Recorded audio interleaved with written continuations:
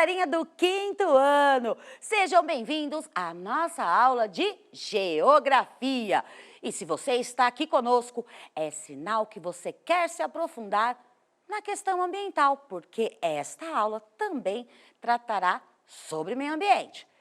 Eu sou a professora Regiane Oliveira e, como eu disse, já que falaremos de meio ambiente, também vale lembrá-los que temos uma aula já lá no repositório, também falando do Ministério do Meio Ambiente e de todas as organizações que ajudam na preservação e conservação da nossa parte natural, né, desse Brasilzão.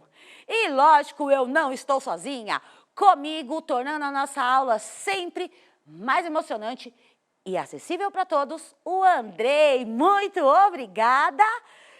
Juntos somos mais fortes sempre. E olha só, vamos começar com o título da nossa aula. Continuando a transformar. Eu coloquei o continuando no título, já dando a dica que essa aula já teve uma introdução. Iniciamos nosso estudo relacionado aos órgãos do poder público e canais de participação social responsáveis por buscar soluções para a melhoria da qualidade de vida, na aula intitulada Transformando Atitudes.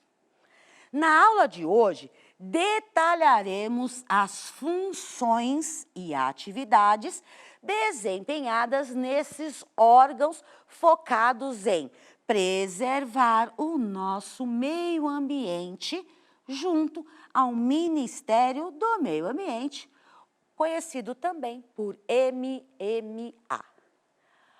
Olha só, não esqueçam que no caso MMA em Geografia é o Ministério do Meio Ambiente. Gente, MMA de luta não tem nada a ver aqui, tá bom? Não vai confundir. Olha só, como que nós falamos disso? Primeiro, a habilidade no mural do professor para os meus amigos professores, para relembrar de onde paramos. Órgãos públicos específicos para a ação de preservação do meio ambiente, ligados ao MMA, Ministério do Meio Ambiente. Então, nós temos 3 aqui. Instituto Brasileiro do Meio Ambiente e dos Recursos Naturais Renováveis, também conhecido como IBAMA. Instituto Chico Mendes de Conservação da Biodiversidade, CMBio. Serviço Florestal Brasileiro, SFB. Tem como principais objetivos, ou seja, né, para que eles servem? Primeiro, preservar a diversidade das espécies animal, vegetal ou mineral. Segundo, preservar e conservar áreas naturais. Terceiro, proteger os povos tradicionais e indígenas que dependem dessas regiões para sua sobrevivência. Gente, vale lembrar também que estes são objetivos principais. Não é só isso. Isso, digamos que é o primeiro alicerce, o primeiro fundamento desses órgãos, por exemplo, que eu acabei de ler os nomes para vocês. O mais conhecido de vocês provavelmente deve ser o IBAMA, porque também aparece muito em reportagens devido à questão do controle de tráfico de animais, que infelizmente acontece muito. Vem comigo. Unidades de conservação. Nós temos essa sigla UC. O S, gente, é só porque está no plural, tá? O S refere-se a unidades, por isso, tá? Agora, vamos entender melhor sobre as unidades de conservação, o C, que são as áreas de preservação ambiental. Quando a gente fala em unidade de conservação, tratamos principalmente dessa questão, que são as áreas de preservação ambiental, qualidade de vida do meio ambiente, natural, claro. São duas categorias principais de unidades de conservação. Letra A, unidade de conservação de uso sustentável. Áreas com permissão para o uso consciente dos recursos naturais, onde desenvolve-se projetos de educação ambiental e turismo restrito, controlado. Letra B, unidade de conservação de proteção integral. Áreas com cobertura total de proteção. Apenas o IBAMA pode autorizar o uso de recursos naturais. Como que a gente detalha isso aqui? Ó, podemos detalhar de uma forma bem simples. Quando nós falamos de uma área, uma unidade de conservação de uso sustentável, é assim. Lá existe uma autorização para que sejam retiradas madeira, árvores. E ali tem limite de quantidade e também o que essa empresa que tirou a árvore tem de obrigação, que é plantar outras árvores no local. Tem a quantidade que pode ser retirada, o período, o tamanho dessa árvore. Tudo isso é considerado sempre um controle sustentável, porque nós precisamos da madeira. E muitas empresas, por exemplo, a gente usa lápis de escrever, precisa da madeira. Mas não precisa, aliás, nem deve. Chegar lá, tirar todas as árvores, deixar tudo faltando, só para a gente ter lápis. Aí não rola, não dá. Então, essas unidades de conservação fazem esse controle. Precisamos sim da árvore, é retirada uma quantidade de madeira ali e é recolocado, que é o que nós também conhecemos como reflorestamento. Eu dei o exemplo desse recurso natural porque é um material mais próximo de nós. A mesma coisa acontece com a borracha. E ali são outros exemplos. Agora, quando nós falamos na proteção integral, uma unidade de conservação que tem que ser totalmente intocável, é uma área controlada, que mesmo quando tem turismo, o turismo ele é acompanhado por guias que ficam de olho para que os turistas não joguem um papelzinho, não arranquem uma florzinha. Isso é um controle total. E muitas áreas têm nesse espaço vegetação que corre o risco de extinção. Animais, água. Gente, por incrível que pareça, lá no comecinho, na nascente do rio Tietê, em Salesópolis, que é o nome do município, a água é limpinha, limpinha. Ele nasce limpinho. Lá é uma unidade de conservação integral. Existem visitas controladas. Não pode comer ali próximo para não ter perigo de cair uma sujeira. Tem todo um controle, um cuidado para que aquele local continue preservado, certo? Eu acho que deu para vocês conseguirem compreender. Vocês podem se aprofundar no assunto, claro. Vamos lá. Visualizando no mapa. Número 1.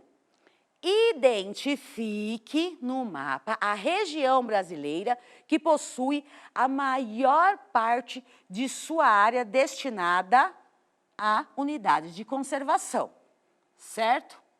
A, U, C. Aqui, gente, é um mapa do Brasil, a silhueta do mapa. E se nós pensarmos vou dividir de vermelho. No nosso país, nós temos assim, a região norte, ou nordeste.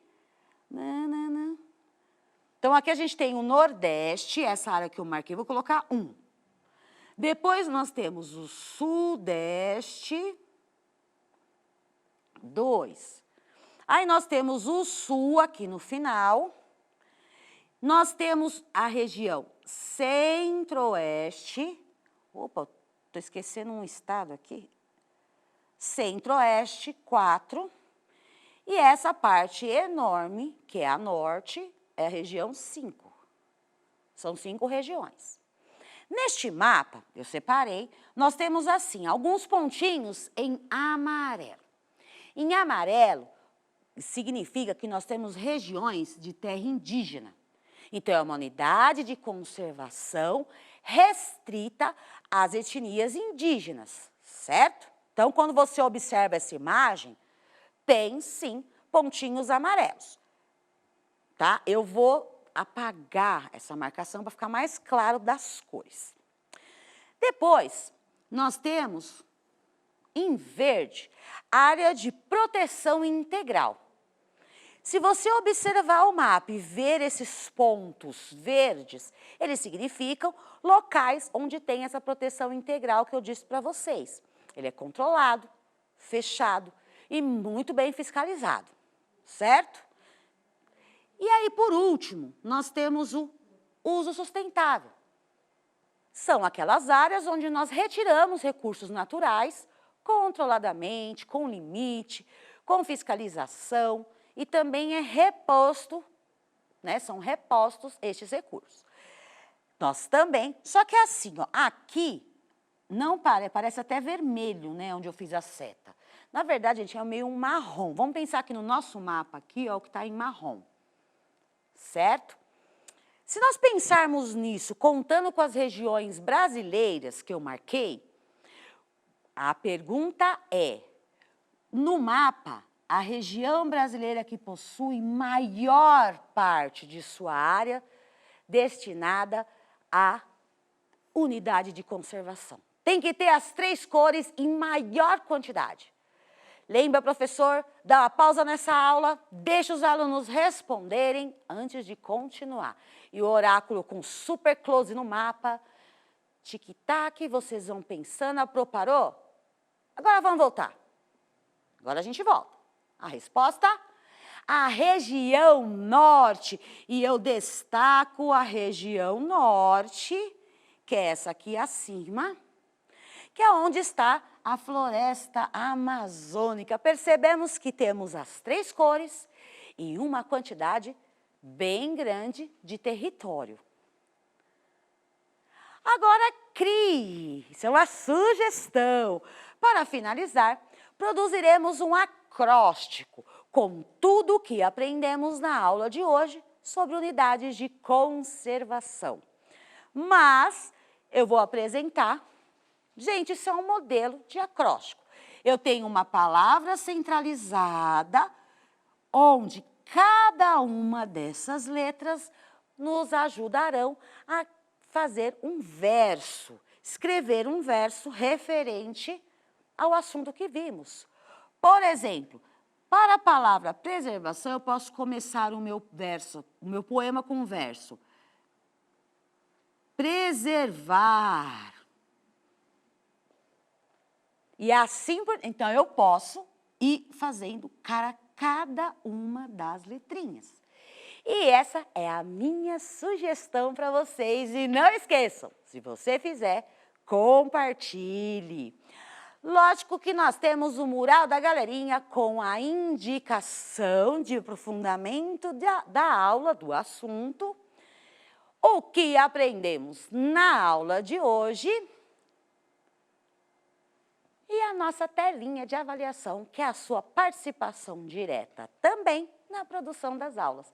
Gente, muito obrigada pela sua companhia e até uma próxima aula. Tchau, tchau!